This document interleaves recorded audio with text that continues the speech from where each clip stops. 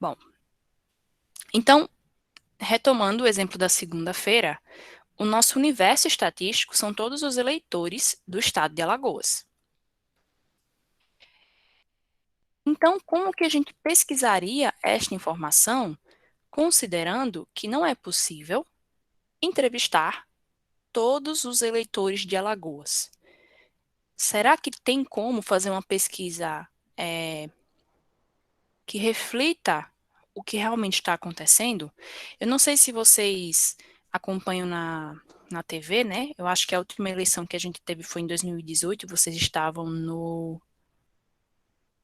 nono ano. É isso? Não, no primeiro ano. Nono ano, né? 2018, nono ano. Eu não sei se vocês se recordam, mas foi o ano que tivemos eleições, inclusive eleições presidenciais. Então, então, vocês podiam acompanhar as pesquisas de opinião das pessoas que estavam sendo, que estavam na disputa eleitoral. E na maioria dos casos, a pesquisa eleitoral, ela correspondeu ao que aconteceu na vida real. Ou seja, a pesquisa deu fortes indícios do que iria acontecer realmente. Apesar de não ser algo 100% com certeza, né, 100% de certeza, mas como será que, o que acontece para que essa pesquisa seja tão confiável, né? Por mais que a gente saiba que um dia antes da eleição, ou 2 dias antes da eleição, muitas coisas possam mudar, né? E é tanto que a última pesquisa, ela acontece dias antes da eleição propriamente dita, porque entende-se que fazer uma pesquisa assim um dia antes, por exemplo, é querer influenciar, é querer induzir algum resultado, né? Então, existem regras muito bem definidas pelo Tribunal Superior Eleitoral para esse tipo de pesquisa eleitoral e em quanto tempo ela, até, até que momento ela pode ser feita. Então, a gente vai trazer hoje quais são princípios para que uma pesquisa desse tipo seja feita e pode ser usada em outras pesquisas também. A ideia principal é você concluir que, não podendo se fazer uma pesquisa com todos os eleitores, você terá que fazer uma pesquisa amostral. Ou seja, você vai pegar um grupo e vai selecioná-lo de maneira adequada para fazer essa pesquisa, de maneira que ela reflita da melhor forma possível o comportamento geral daquele grupo de eleitores. Até aqui, alguma dúvida, gente? Não, pode prosseguir, professor. Nenhuma. Beleza. Então, a ideia principal, como a gente falou nos elementos da pesquisa estatística, é você fazer uma amostra representativa. O livro de vocês traz alguns princípios que vocês podem acompanhar no livro também. Mas são 3 pilares que eu trago aqui para vocês. A ideia é que essa amostra representativa ela seja composta por entrevistados de várias classes sociais e em número proporcional, que ela contemple todas as regiões do estado, né? A gente tem, por exemplo, mesorregiões, pode ser um tipo de divisão adequada, ou micro-regiões, mas, por exemplo, se você quer saber fazer uma pesquisa para o estado de Alagoas, não faz sentido você só entrevistar as pessoas que moram em Maceió. Apesar da gente ter um percentual muito grande da população em Maceió, nós temos pessoas que moram no sertão, que moram no agreste, e que têm uma forma de vida que pode ser muito diferente em alguns aspectos, e que tem interesses que podem ser diferentes de quem mora aqui na região litorânea. Ou seja, são regiões diferentes e que essa amostra precisa conter essas populações que fazem parte do mesmo estado. E, além disso, a quantidade de entrevistados por essas regiões tem que ser proporcional ao número de eleitores. Ou seja, não faz sentido, vou dar um exemplo, tá? A região do Sertão de Alagoas e a região do Agreste, certo?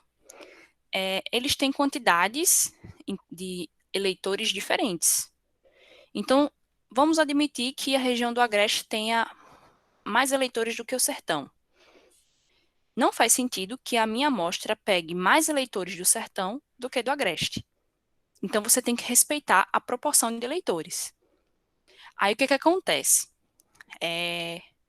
Às vezes, você vai ter pesquisas que não vão respeitar esses critérios. E por isso que a gente tem que ter muito cuidado. Em geral, quando sai uma pesquisa, essa pesquisa é feita por alguma empresa. Então, é bom que a gente investigue um pouco essa empresa. Ou tente ver se existem denúncias de coisas incoerentes e tal, entendeu? Uma coisa muito boa é você consultar vários locais, várias revistas ou jornais, para comparar, como eu mostrei no início desse tema para vocês, tá? Mas esses 3 princípios, eles já dão uma ideia mais realista de como que seria a população total de eleitores. Então, esses princípios, eles são obedecidos em pesquisas por amostra.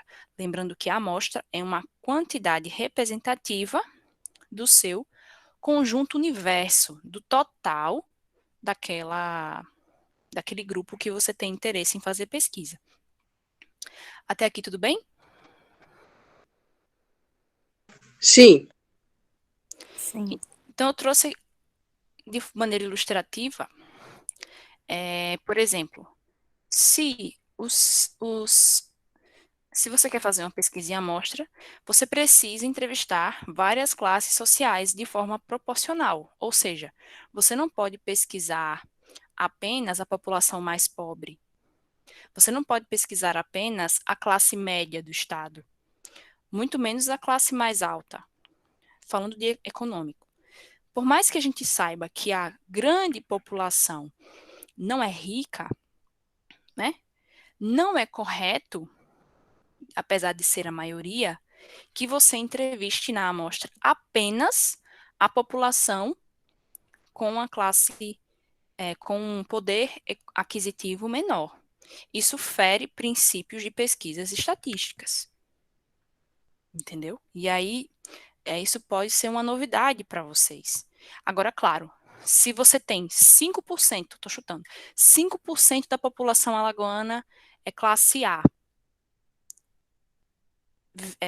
40% classe média, né? Classe B, C, D, porque eu não me lembro as letras agora. E o restante da porcentagem é mais pobre, você precisa respeitar a proporção dessa população. Então, na sua amostra, se 5% da população é uma população da classe A, na sua amostra, 5% daquela amostra vai ter que ser de pessoas da classe A. Ficou claro? Poderia repetir, por favor? Tá, eu vou fazer o seguinte. Eu tenho aqui 100% dos eleitores de Alagoas, ok? Correto. Então, vamos dividir as classes sociais, elas estarão representadas aqui como uma classe alta. Eu estou falando de poder aquisitivo, tá? Aí nessa classe alta a gente tem pessoas ricas, pessoas super ricas, pessoas hiper ricas, ou seja, existem critérios que determinam se você pertence à classe alta, à classe média ou à classe baixa. Eu estou fazendo uma classificação que eu acho que vocês já ouviram falar. Tá bom? o que que a gente sabe? Em geral, existem mais pessoas aqui na classe baixa e na classe média. E existe um pequeno percentual de pessoas que são mais ricas no nosso estado. Vocês já ouviram falar disso? Sim, Intuitivo. No conhecimento de vocês, no nosso estado, tem mais pessoas ricas ou pessoas pobres? entre classe baixa e média. Perfeito, né? Aqui eu não estou concentrada em saber o percentual. Então, vamos fazer um exemplo aqui fictício. Imagine que 5% dos eleitores é classe alta, que 40% seja classe média e 55% dos eleitores seja classe baixa. Se eu somo 5 com 40 com 55, eu atinjo 100% dos eleitores, certo? Então, na minha amostra, sei lá, eu vou entrevistar 100 pessoas. Um exemplo. 5% da amostra tem que ser classe alta, 40% da amostra tem que ser classe média e 55% tem que ser classe baixa. Isso não importa o tamanho da sua amostra, se ela tiver 100 pessoas, se ela tiver 250 pessoas, se ela tiver 1.000 pessoas, 2.000 pessoas. Esse é o ponto. Aí você pergunta, professora, e se uma empresa fizer assim, entrevistar 90% da classe alta, 5% classe média e 5% classe baixa? O que é que pode acontecer? O que é que vocês acham?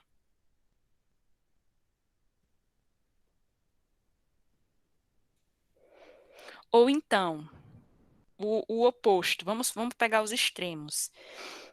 E se houver, tipo assim, 90%. Peraí que a minha webcam tá na frente. 90% classe baixa, 5% classe média e 5% classe alta. O que é que pode acontecer, gente? Será que existe algum risco do resultado ser diferente? Alguém poderia comentar o que acha, o que pode acontecer?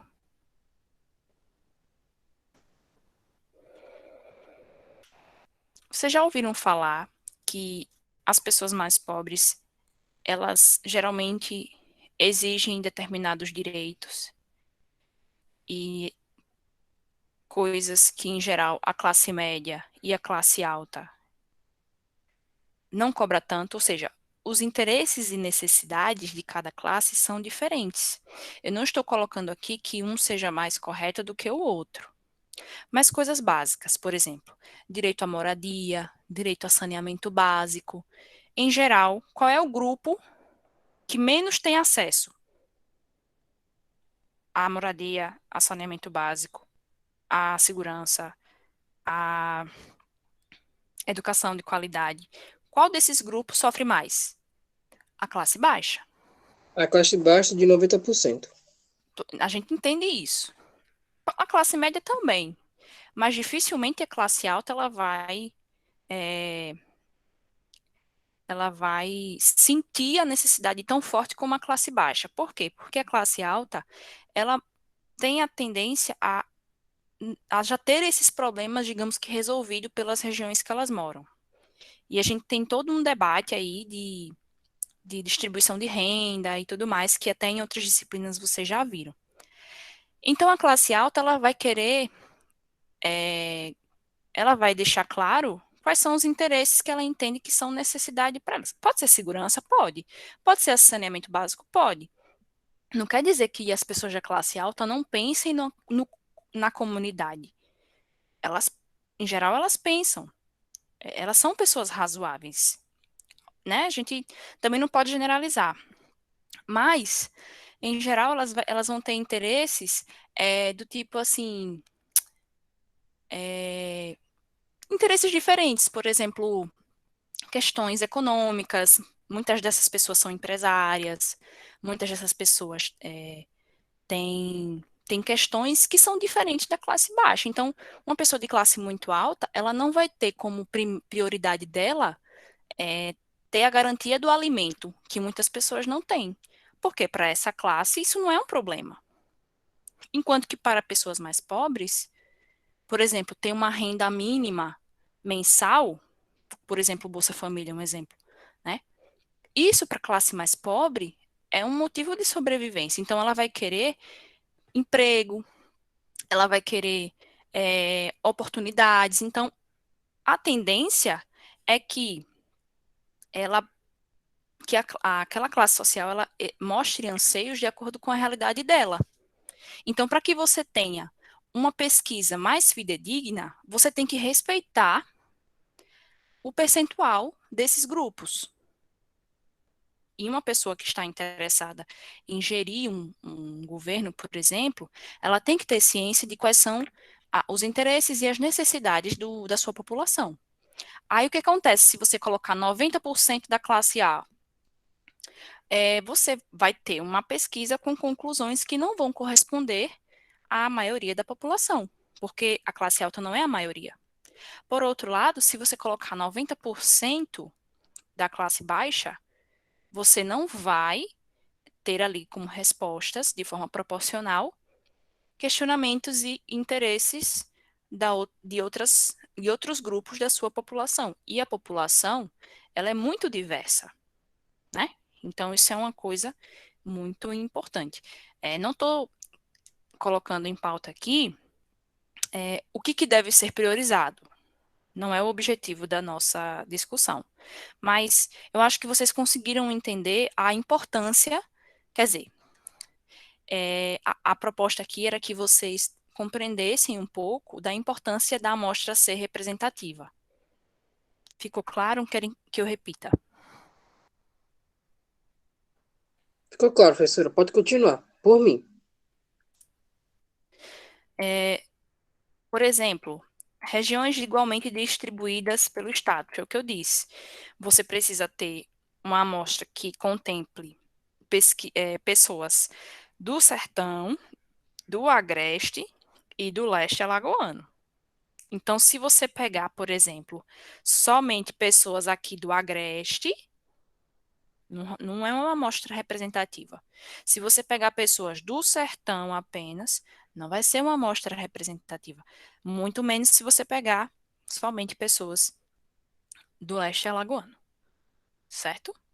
E um outro ponto é que a quantidade de entrevistados por cada região tem que ser proporcional ao número de eleitores, certo? Então, veja aqui essa tabela de faixa etária de Alagoas, certo? Foi tirada do G1. Quem quiser ver a notícia está aqui, é só clicar aqui no slide.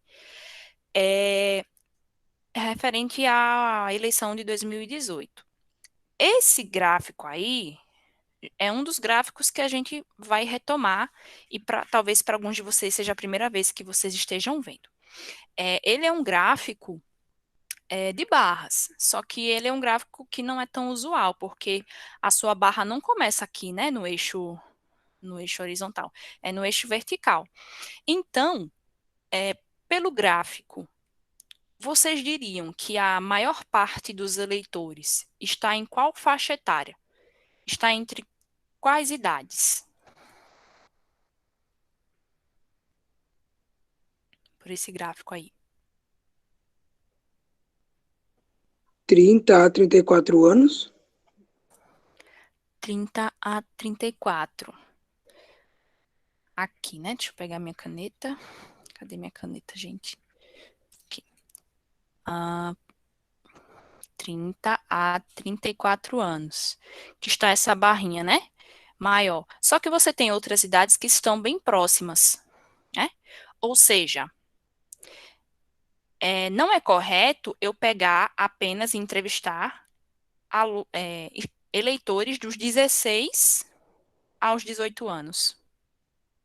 Se eu entrevistar e fizer uma pesquisa somente com essa idade, eu não vou estar fazendo uma amostra representativa. Agora, se a minha pesquisa, o meu público-alvo seja apenas esse grupo, tudo bem. Mas se eu quero uma amostra representativa do Estado, eu preciso respeitar a proporção de eleitores. Então, a minha amostra vai ter que ter, em sua maioria, eleitores de 30 a 34 anos. E respeitar proporcionalmente cada faixa etária. Então, perceba que uma pesquisa desse tipo, você não faz ela assim, vou só pegar pessoas assim na rua e vou entrevistar. Uma pesquisa séria. São princípios básicos. Existem outros cálculos que são incluídos, mas, por hora, dá para a gente identificar a importância de você respeitar uma amostra representativa, certo? Porque, da mesma maneira da classe social, da classe econômica, a gente entende que, por exemplo, o grupo de vocês que tem uma idade tem um tipo de interesse. A minha faixa etária, eu tenho 27 anos, eu estaria ali na faixa etária de 25 a 29 anos. Eu, em geral, posso ter outros interesses em relação a vocês. Existem interesses comuns, mas existem interesses específicos. Da mesma maneira, o grupo que está próximo de se aposentar, por exemplo. Cada faixa etária tem características específicas. Então, é muito importante que se ouça, não só durante o período eleitoral, mas em toda a gestão de um certo grupo. Estou falando de questões públicas. Empresas é outra coisa, mas no sentido de gestão pública, é importante que vocês saibam que o correto é que seja feita dessa maneira, tá? Então, é muito comum também no jornal, por exemplo, dizer assim, que o candidato fulano de tal, ele ganha nas classes A e B e perde nas classes D e E.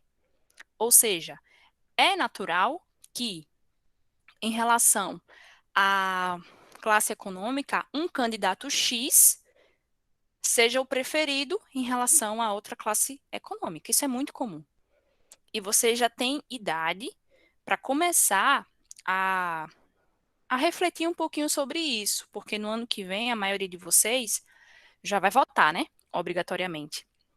Então, eu sei que é difícil, né? Uma escolha muito difícil, mas entender como a sociedade funciona, entender um pouco de estatística ajuda a gente também a cometer até menos equívocos ou enxergar as coisas de uma maneira um pouco mais refinada, tá? Eu já me demorei muito nessa parte, então vamos começar a ver a parte de operações mesmo, de matemática dentro da estatística que eu estou falando para vocês. Então, uma coisa que é muito importante calcular é a amplitude de uma determinada amostra. Certo? Elisama comentou aqui. Fazer uma pesquisa sobre o uso de aparelhos de comunicação. Exemplo, irei fazer uma seleção com pessoas que usam só smartphones, com pessoas que usam só computadores e pessoas que não têm acesso a aparelhos comunicativos. Isso seria uma amostra representativa, professora? Potencialmente. Por quê? Você falou pessoas que só têm smartphone, pessoas que só usam computadores, pessoas que não têm acesso a aparelhos comunicativos. Você também tem que considerar pessoas que têm os dois. Entendeu? É tipo assim, você vai permitir que se marque mais de uma opção, as perguntas que você vai fazer, elas vão ser diferentes, só para quem só usa smartphone, em relação a quem só usa computador. Ou seja, é um bom início. Você demonstrou que pegou aí a ideia. Mas seria interessante, teve até uma pergunta de probabilidade que a gente discutiu, que era sobre o percentual de pessoas que acessavam a internet pelo smartphone, né? E tinha um percentual lá, uma quantidade de alunos que tinha e que não tinha. Então, você também tem que representar essa quantidade, tem que ser proporcional. Então, se a maioria não tem acesso, a maioria na sua pesquisa tem que ser que não tem acesso. Ou se for o contrário. Por isso que acaba se tornando algo que não é tão simples. Não é senso comum fazer. Por isso que é tão importante que esse tema seja tratado com vocês, tá? Mas vamos avançar mais um pouquinho aqui. A gente só tem 8 minutos de aula. Dentro dessa amostra, você tem elementos que ajudam a gente a fazer conta e concluir determinadas informações, como a gente falou lá nos passos da pesquisa estatística. Então, imagine que você tem um interesse de estudar um iogurte de uma marca X, aí uma marca que vocês conheçam, e você faça uma pesquisa de preços em vários locais de venda, em vários supermercados. Então, em um supermercado, deixa eu pegar aqui o mouse. Em um supermercado ele estava 13,28, em outro 13,35, 13,26, perere, perere, perere. Você tem vários preços. Pode ser que coincida, né, como esse local aqui que estava 13,28 e aqui também. Mas uma coisa que é interessante da gente calcular é a amplitude de uma amostra, ou seja, a diferença entre o maior e o menor preço. Nesse caso aqui, eu destaquei que o menor preço era 3,20 entre todos esses coletados. O menor. E o maior preço era 3,38. Consequentemente, a diferença entre o maior e o menor preço, né, se a gente fizer o cálculo aqui, vai ser de 18 centavos. Né? Então, a amplitude é justamente esse preço. É a variabilidade de uma amostra. Às vezes é interessante que essa variação ela obedeça um certo limite. Entendeu? Por exemplo, quem aqui já ouviu falar, às vezes aparece na TV, que um determinado produto está tendo uma diferença exorbitante entre locais. Tipo, exorbitante de, por exemplo, o feijão. Né? O feijão, ele tem uma faixa de preço. Mas, vez ou outra, acontece de alguns locais abusarem dos preços. Então, existem inclusive locais, órgãos, que trabalham buscando garantir direitos ao consumidor para que esse preço ele não atinja valores exorbitantes. Mas dentro da estatística, você ter essa variabilidade, ela é até permitida dentro de limites. No momento, agora a gente só está estudando a nomenclatura, né?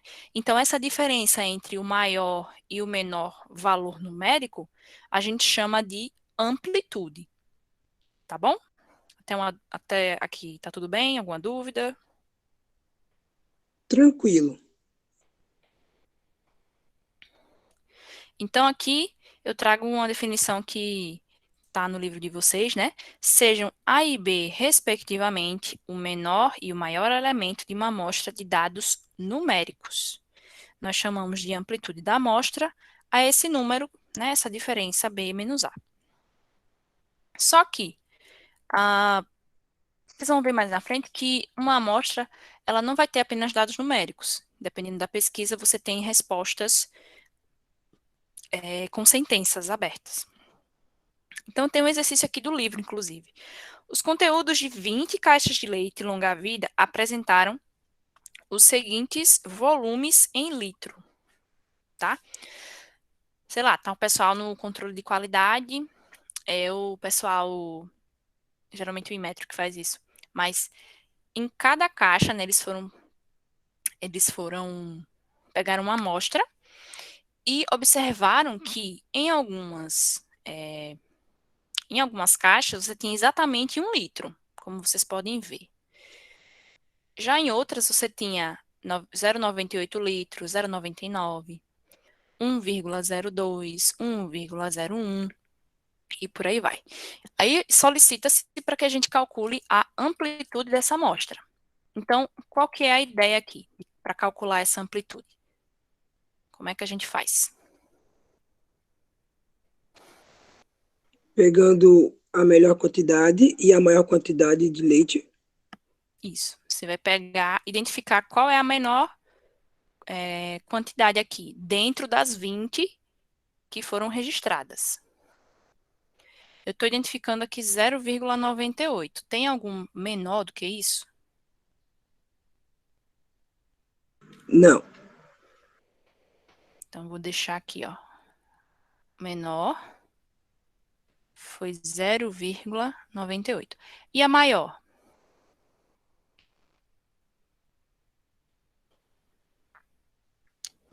Um litro e dois. Isso, Elisama. Pega o maior e o menor e subtrai. 1,02. Dois. Então, a amplitude será 1,02 menos 0,98, né? Para quem tem dúvida, né, não lembra como que é. Na subtração, coloco vírgula abaixo de vírgula e procedo. Diz, Moisés.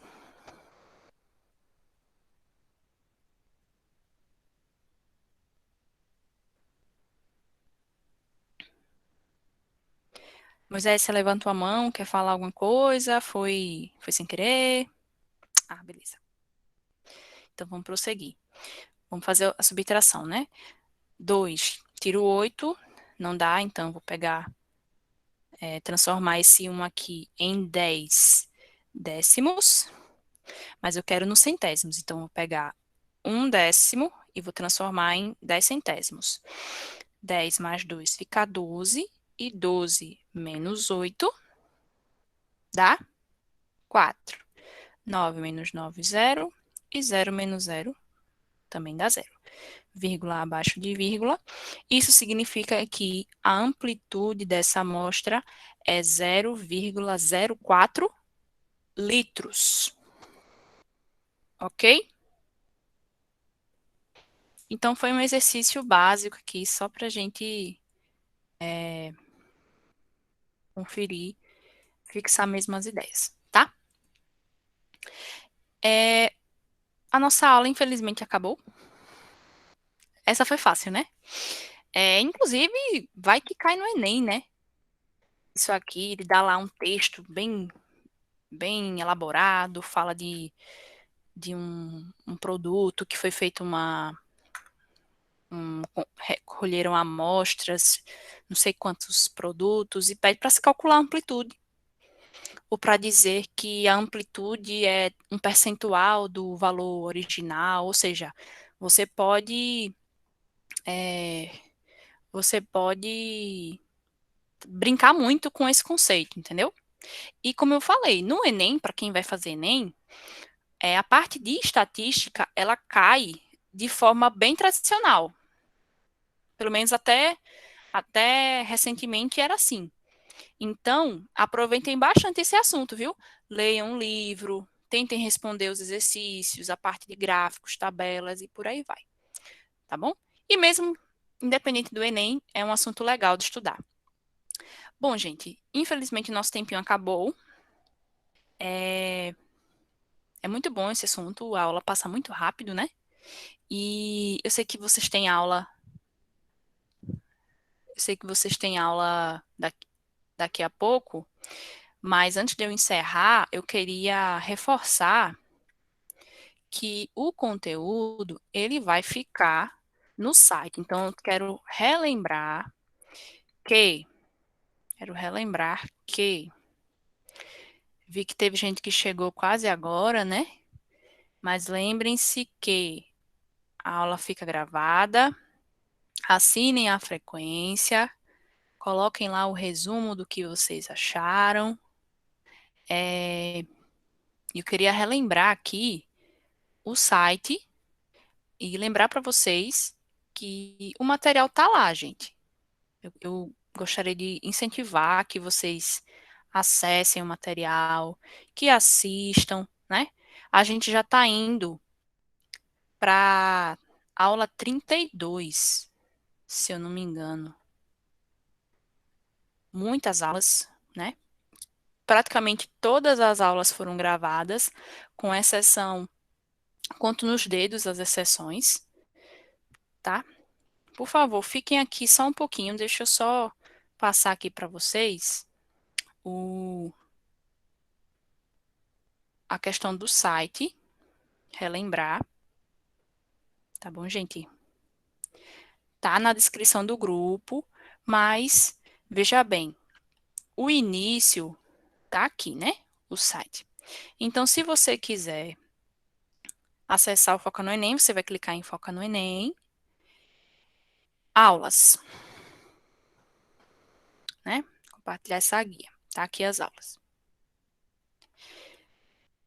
Eu não coloquei o terceiro bimestre ainda, mas... Cadê? Tá aqui. O terceiro bimestre tá faltando botão. Mas a aula do terceiro bimestre já tá aqui, ó. Que foi a aula passada. E os slides também estão aqui. Ou seja, você pode assistir novamente a aula.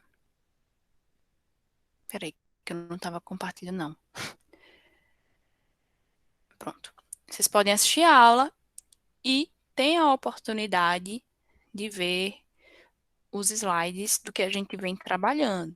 Então, aproveitem, né? Aproveitem que vocês têm esse material, que vocês podem resumir, que vocês podem estudar, que a gente devagarzinho vai aprendendo. Certo, pessoal? Muito obrigada pela presença de vocês, tá bom? Isso é só para quem quiser, né, prof? Como assim isso?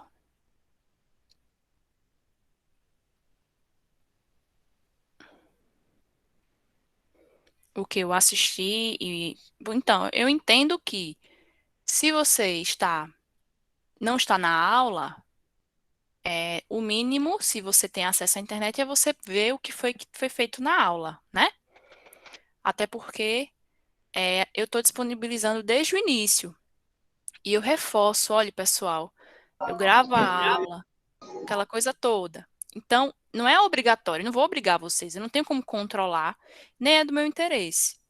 Mas, por exemplo, se você chegou depois ou você faltou, você assista a aula. Ou então, quando você for fazer o formulário, você pode rever a aula que você viu ou deixou de ver, ou não pôde assistir, né? Isso é uma forma de democratizar as nossas aulas, né?